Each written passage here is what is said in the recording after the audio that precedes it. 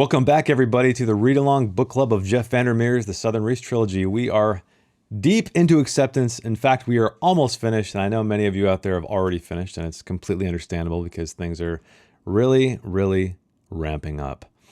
Poor Saul is really feeling it, as we will talk about very shortly here with this chapter, The Lighthouse Keeper. But we also get some more insight into, I don't want to say what caused Area X, but remember that little shattered piece in or the little hole in the lighthouse, the lens? Well, some of that's illuminated. There's also some more connections with the Severance people, Control's grandparents, or well, his grandfather and mother.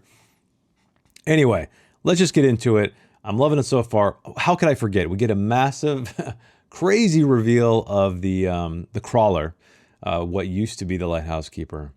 But let's do it, everybody. Let's do it. Let's start off with Chapter 18, The Lighthouse Keeper. Worked on the illegible. He's changing. So this is, I believe, the first instance where we notice in his journal entries that things aren't going so hot. And shall cast them into a furnace of fire.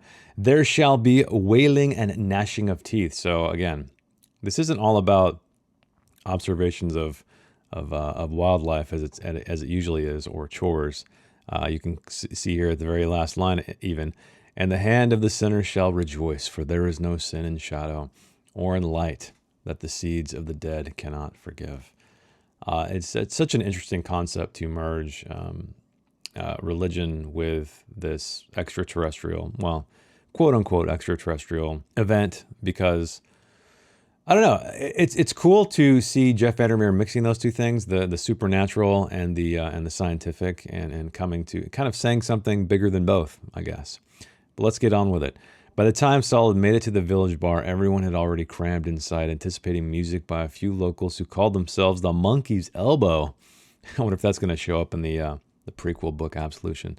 He'd felt better with each day since the hallucination on the beach, and no one from the Light Brigade had returned to plague him. So things are looking up. However, when the scene turns south, the place smelled comfortingly of cigarettes and greasy fried fish, and some underlying hint of too sweet honey.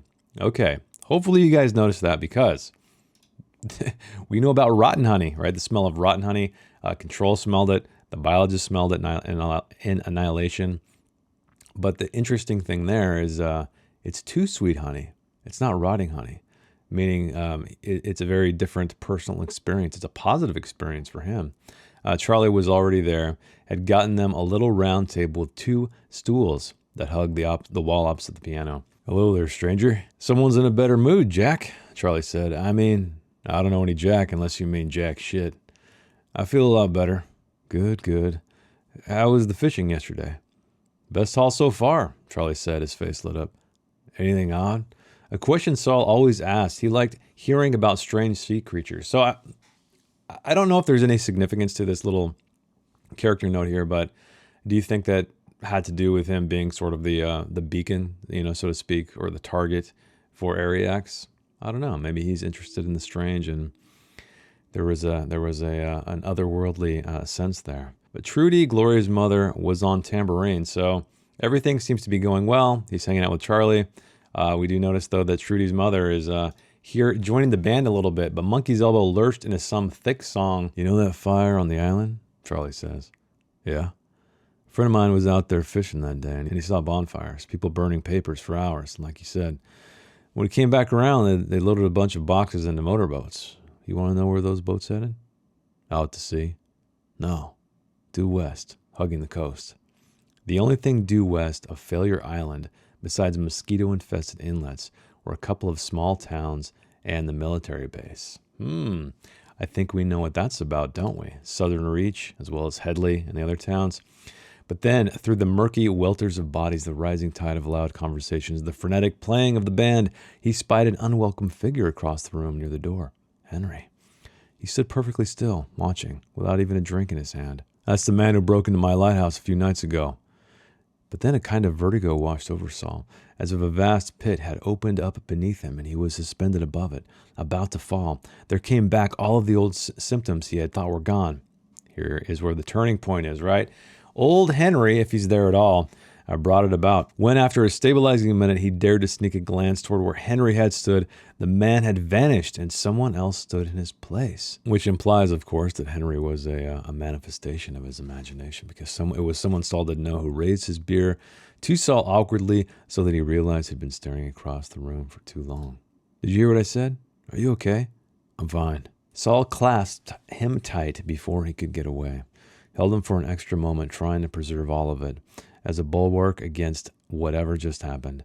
Then too soon, Charlie was gone, out the door, into the night, headed for the boat. And poor Saul is all alone, which brings us to chapter 19, Control. The night was full of white rabbits streaking across the sky instead of the stars, the moon. And Control knew that what was wrong in some fevered part of his mind, some compartment holding out against the inquisitive brightness. The biologist had unlocked something inside him, and he returned now sometimes to the phantasmagorical art in Whitby's strange room in the Southern Reach. That's one cool thing about this whole story is we have Saul who is, he's succumbing to the, I don't want to call it the brightness, but the alien, the extraterrestrial thing of Area X, the trigger. And the biologist, obviously, well, not the biologist, but the ghost bird. Ghost bird is her name. She's okay because she's part of it. Grace also seems to be trying to stop it, even though she's kind of in her right mind. Control, though, is, again, losing control, and I fear he's going to have a very tragic end. Yet there was also the light blossoming from the place below the crawler. Where led that light? We're about to find out. Wouldn't have made a difference, Grace. The three of them sleeping on the pine moss, the moist grass, less than a mile from the topographical anomaly. What wouldn't? Along Control's own last move, still forthcoming. If you had told me everything, back at the Southern Reach, no. It wouldn't have. And Ghostbird is sleeping beside him with her arms wrapped tight around him against his back. Control his little spoon. So I think that says a lot to us about how he feels right now. Things his dad had said to him stuck with him more clearly now. If you don't know your passion, it confuses your mind, not your heart. I like that. Sometimes you need to know when to go on to the next thing for the sake of other people. And so I think this is... Control is using these pieces of advice or these sound bites to... push himself onward to become what he's going to be. You and I go down, Grace said, and Control can guard the entrance. I should go down alone, Ghostbird said. But also Control notices a crackling line of fire at the horizon parallel to them, waves of orange thrust upward from golden centers. There came shouting and screaming and gunfire, all too near, all from the island of trees, or perhaps something Lowry had placed in his head, something that had happened here long ago, only now coming to the surface. So he's seeing this, I guess, just like a mirage of sorts, like on the surface of the water. They're already somewhere else, Control said. And then they make it to the topographical anomaly. Grace, we are down there longer than 3 hours, the maximum time recorded by prior expeditions. You are released of any responsibility for us. Grace nodded and said to be careful. Whatever you have in your head now, hold on to it, because there may be nothing left of it when you go down below. Definitely. Because his goal was not to reach the crawler, though, because he wondered what else might lie within the brightness that had come with him. And they descended into the tower. Which brings us to chapter 20, the director. Whitby's worthless report on the Blossom is on your desk by the time you get off to another pre-expedition interview of the biologist. The possible candidates for the 12th whittled down to 10, and you and Grace, you and Lowry, pushing for your favorites, with members of the science department shadowboxing in the background as they whisper their own choices at you. But the plan is blossoming again in your mind as you conduct the interview in a cramped little office in the biologist's town. The plant is blossoming in your mind. A great, great image, because that's exactly what was happening to Saul. And each time it does, there's less time to work with, less you can do. And I'm wondering if this plant is, I don't know, is it the plant that Saul touched to turn into what he's going to turn into? I don't know. But the biologist arrives. State your name for the record. I did that last time. Nevertheless, the biologist looks at you like you're an opponent. And this was something that kind of stood out to me, because we've always been in the biologist's head, at least for the book Annihilation. And she didn't seem like she did in that book, like she's right now, kind of argumentative. I mean, it's right here. It says opponent. And so that's something cool to note when you're thinking about first-person narration, is that often first-person narration implies an unreliable narrator, because you're getting a first-hand count of the events, meaning we all know how reliable first-hand accounts are. And so I'm not sure if Jeff Vandermeer is trying to say something with this, meaning that the way the biologist perceived herself at Annihilation is different than reality, or if this is just the psychologist's perception, or if she was just different in this moment. Tell me about your parents. What are your earliest memories? Did you have a happy childhood? All of the usual boring questions and her terse answering boring too. Do you have any violent thoughts or tendencies? What do you consider a violent act? Harm toward other people or animals? People are animals. Harm toward animals then? Only toward human animals. So we can see that the antisocial or warped, let's say, perspective of the biologist to value not human animals, but animals over human life. While a grad student on the West Coast, she had worked as an intern at a forest ranger station in a national park. And she had participated in what is called tree hugger terrorism. 3 men had been badly beaten by an assailant wearing a mask, which of course is the biologist. So she's a little bit unhinged. I think that makes a lot of sense for what we know about her.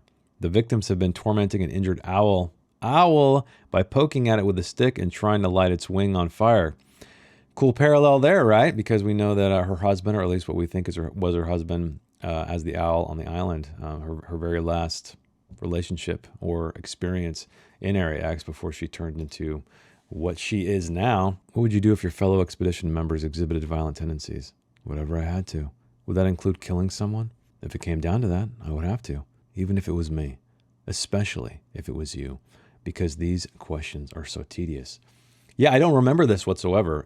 Granted, this feels more like Ghostbird, and we know that the biologist hasn't gone on the expedition yet. She's being interviewed for it, so it's not like she's had experiences, with the exception of losing her husband, that would make her be this way. But we're getting a more violent, aggressive side from the biologist, and I think that's kind of a cool twist here, because again, it's kind of reinforcing that the first-person narration in Annihilation is, like I said, by definition, unreliable. And what if you turn out to be the threat? If I'm the threat, then I won't be able to stop myself, will I? If I'm the threat, then I guess Area X has won. What about your husband? What about my husband? He's dead. Do you hope to find out what happened to him in Area X?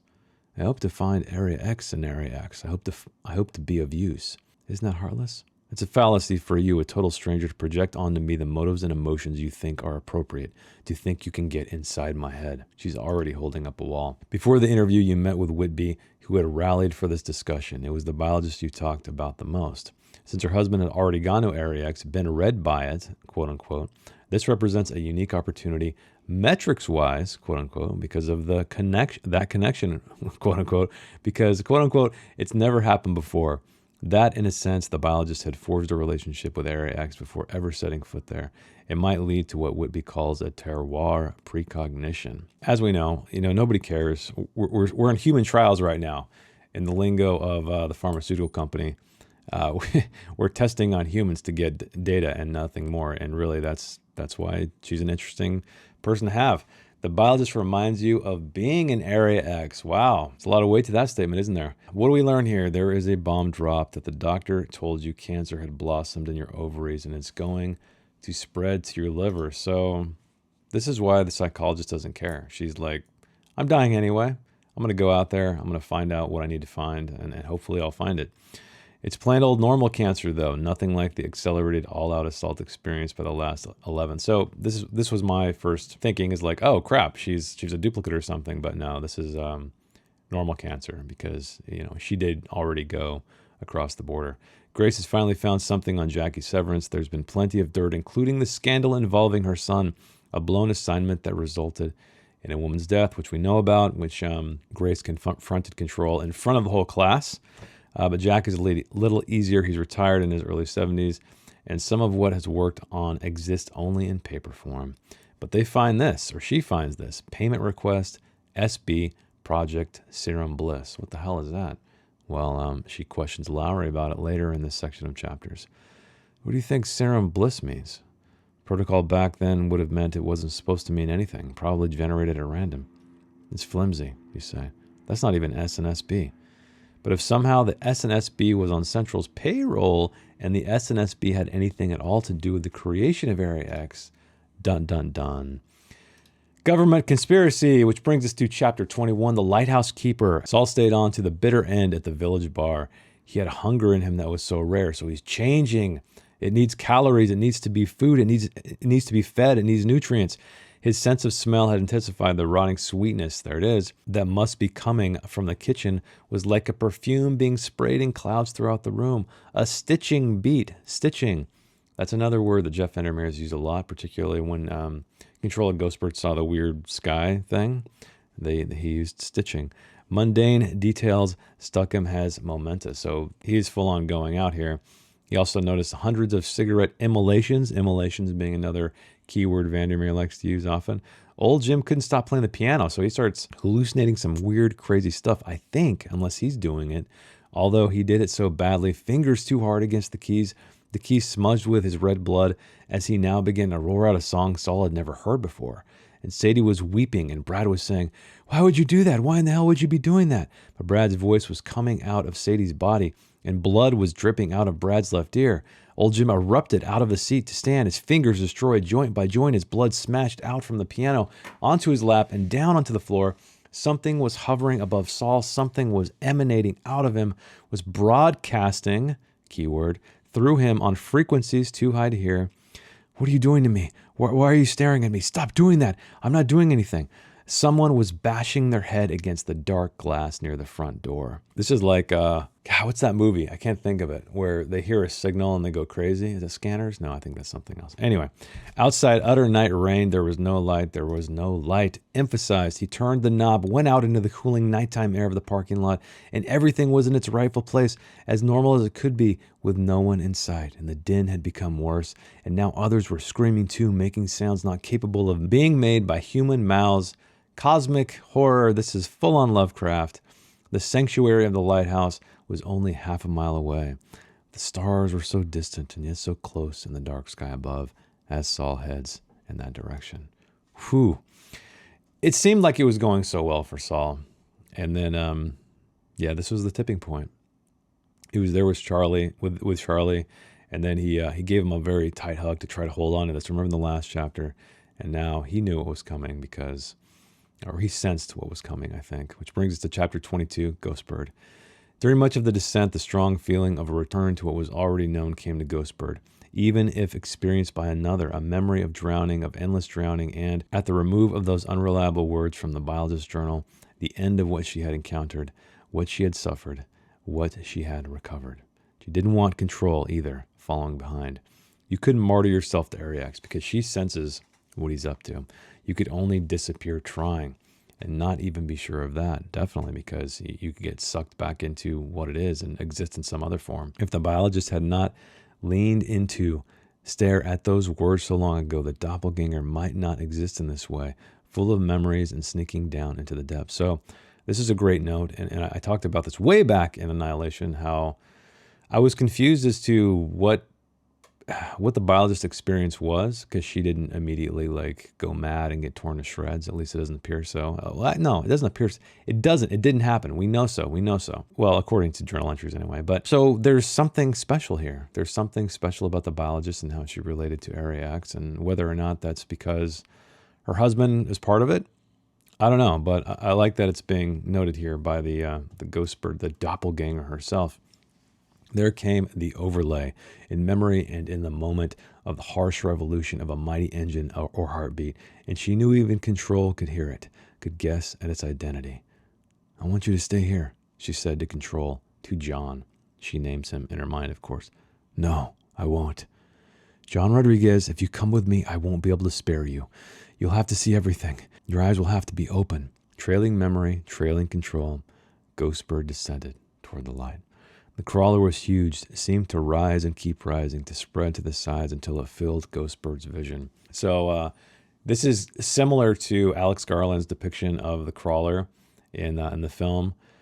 I don't know which one I like better. He mentioned it's like a surface of a bell in this one, but there's all kinds of extra details. Whereas in the film, it's very abstract, very alien. But let's get into it. The surface of its roughly bell-shaped body was translucent, but with a strange texture, like sheets of frozen water with finger-like polyps shining through. Underneath, a second surface slowly resolved, and across the centrifuge she could see patterns floating along, as if it had an interior skin, and the material on top of that might be some kind of soft armor. There was a mesmerizing quality to that movement, distant cousin to the director's hypnotism. So that's cool too, right? How it's things are just kind of coming together, or meeting in the middle, let's say, where we have this strange hypnotic alien-like thing, but then also it's very similar to what we know as hypnotism from Lowry. The crawler had no discernible features, no discernible face, and moved so slowly as it perfected the letters on the wall. So the only human thing, she notes here, is the arm. That's all that's left, writing these things on the wall. So it's this crazy bell-shaped alien, semi-translucent, multi-layered, just crazy, bell of crazy, with a human arm coming out of it. And 3 rings orbited the crawler, circling clockwise, and at times waves and surges of energy discharged between them rippled across the crawler's body. What does it all mean? Is it a clock of some kind? But the 3rd ring, the halo-like ring above the crawler, the swift-moving globes of gold numbered 10 to 12. I'm unsure of what that significance is, because we know the significance of 8, right? But maybe it's something to do with expeditions. I don't know. They spun with a ferocious velocity, and she knew that they were dangerous. That was the word that words like defense and aggression might apply. Nothing but a horror show, Ghostbird said to Control, and she reached out a hand, felt a delicate fluttering against her fingers as though encountering a porous layer of veil. Was this first contact or last contact? That's great. Her touch triggered a response, though, and the halo far above dissolved, and down it came in a halt in front of her, hovering there to assess her, the strange appendage. But Ghostbird reached out and plucked the golden pearl from the air, and a brilliant gold-green light erupted from the globe and plunged it into the heart of her, and an icy calm came over her. She's becoming one with this thing. And she saw or felt deep within the cataclysm like a rain of comets that had annihilated an entire biosphere remote from Earth. So we're talking now about, she's almost like seeing what happened in a way, where this thing came from. So it's definitely extraterrestrial. It's a remote area away from Earth. Witnessed how one made organism had fragmented and dispersed. So made, that's interesting, right? That implies intelligent design, maybe? I don't know. Each minute part undertaking a long and perilous passage through space between, emphasized, black and formless, punctuated by sudden light as they came to rest, scattered and lost, emerging only to be buried inert in the glass of a lighthouse lens. So there you go. So this crazy thing, this made organism had fragmented and shot across time and space to get buried in the glass of a lighthouse lens. And how, when brought out of dormancy, the wire tripped. Who tripped that wire? Who tripped that wire? Definitely. I think it was probably Suzanne and Henry. I don't know. Or maybe the crazy lady they brought up there, right? How it had, best as it could, regenerated, begun to perform a vast and preordained function, one compromised by time and context by the terrible truth that the species that had given Area X its purpose was gone.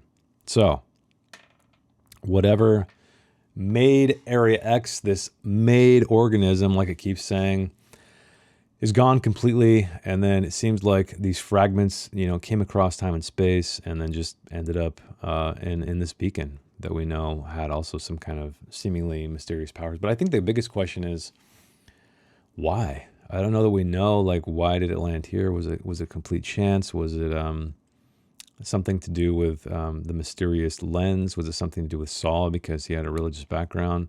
But I love the subtext there, or the metaphor in that a lighthouse is a beacon, right? It's something to aim toward and look for while you're on stormy seas. But the words ablaze with a richer and more meaningful light than she had ever seen. Each sentence a merciless healing, a ruthless rebuilding that could not be denied. What could she do? Nothing. Nor did she want to. There was a choice in not making a choice. She released the sphere and let it hover there in the air. So she realizes here that she has no control over it, right? This cannot be denied. This change, this rewriting of life and history, and not history, but the future, whatever it might be. And she sensed Grace on the stairs behind them, and sensed that Grace meant harm and didn't care. Grace shot Ghostbird through the back. The bullet came out of her chest, lodged into the wall. The halo above the crawler spun more furiously. Ghostbird turned, shouted at her with the full force of brightness, for she was not injured, had felt nothing, did not want Grace hurt. Grace frozen there in the half-light, now in her eyes the knowledge that this was futile. "Go back, Grace," Ghostbird said, and Grace disappeared up the steps, almost as if it's a hypnotic cue, right? Then Ghostbird realized too late the control was no longer there. Where did he go? Did he go back up? Did he go back down? I'm going to guess he went back down, or he, not back down, but he went all the way down toward the light. So Grace here to me kind of represents us as humanity facing an opponent. We keep viewing this as an opponent, something that is out to get us, especially Lowry. But then Grace even sees it and she's like, okay, I can't handle this. I can't mentally take it, so I'm getting the fuck out of here. And that's exactly what she does. In Poor Control, though, he is hearing the voices from his grandfather, or no, his father, right? About how you sometimes you need to make the next move for the greater good. Which brings us to chapter 23, the director. You return to what you knew, or thought you knew. The lighthouse and the seance and science brigade are reinvigorated due to the line item linking the SNSB to Jack Severance. At odd moments, you see Henry's face. You don't know what he means. Know only that Henry is not someone to cast aside too quickly. So this Henry guy, this guy who had didn't he like hold his head to the side weird or something? No Henry, no Suzanne that looked like and appeared in the list of the SNSB members. So hopefully more of this mystery gets revealed. And if it doesn't in this book, I'm guessing it's going to in the prequel. The answers were the same. SNSB had been conducting standard research. Of course, it's a cover-up. Worse, no further hint of Severance, Jack, or Jackie. And once again, you watch the video from the first expedition. Again, study the background, things out of focus at the lighthouse. To the point that Grace takes you aside one day and says, this is enough. You need to run this agency. Other people can review these files. So she already detects that that the director is losing focus. She's becoming obsessed, but she needs to help, keep everything running. But there are no other people, and time is running out, meaning, she has to take it on herself. Later, you go up to the rooftop with a bottle of bourbon, and Grace is already there, so they're getting a little tipsy. The Southern Reach building is nothing but a big, ponderous ship, and you don't know where the helm has gotten to. Can't even lash yourself to the wheel. I love that metaphor. It's so beautiful. Seeing them atop this building, comparing it to a ship that she's tethered to, but can't steer, has no idea where it's going to go. This place is a fucking nut house. Even a falling acorn tells us something about where it fell from. This is something from Cheney, right? Yeah. The agency studying the radio waves for signals from extraterrestrial life. So more kind of wrong turns. Well, what they were looking for snuck in the back door, set up the back door and walked right through it. So they're up here having a conversation, feeling helpless, trying to numb the pain with some bourbon. You fly out to Lowry's headquarters about 1 month before the 12th expedition. Lowry's in the final stages of his pre-expedition performance, has been exporting the less invasive of his techniques to Central. So this is kind of a background of, more means to control these people. His claims have found a way around the need on some level for the subject to want to perform the suggested action, a kind of trickery and substitution. At some point, you steer Lowry toward the idea of a walk down by the fake lighthouse. You cajole him into it by appealing to his pride, asking for the full tour. But he gives you the miniature world tour of the ever decreasing wonder. Back in the day, way back in the day, they used to just shove a big fucking fatty bird onto a stake and light it on fire for the beacon. I think that really demonstrates Lowry as a character. You suggest continuing along the shore, and you turn the conversation to the SNSB to try to prod a little bit more, don't you? Or don't we? You pull out a piece of paper, the line item linked to Jack Severance. Is that the reason you and Jackie are working together? You ask. That the SNSB is a link to Central through Jack? Is that all we're out here for? For that?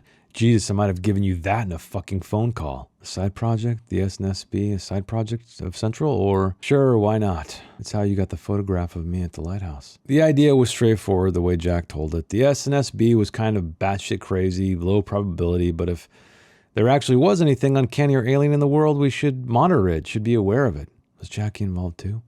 Jack wasn't protecting himself.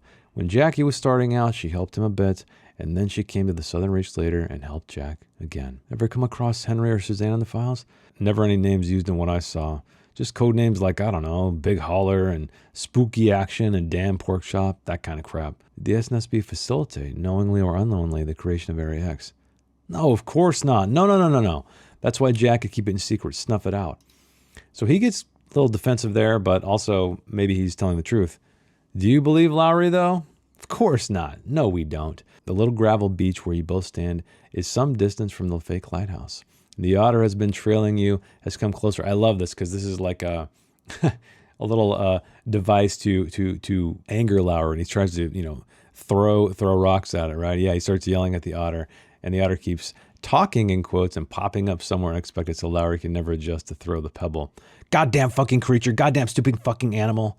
So this is sort of just subtextual, like this kind of this line of tension that is really demonstrating his frustration at everything that's going on and him as a person and the traumas that he endured, and which we're going to get into very shortly.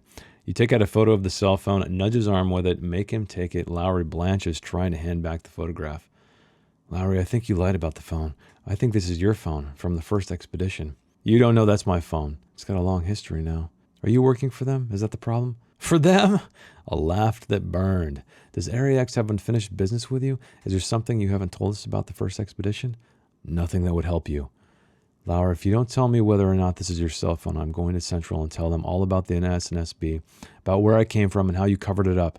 I'm going to scuttle you for good. Scuttle, that's a weird word. While on the first expedition, did you communicate with them, with Area X? I wouldn't call it communication. There will never be a grand unified theory, Gloria. We will never find it, not in our lifetime, and it'll be too late. Hopeless. Jim, this is evidence of contact, finding this particular cell phone in Area X.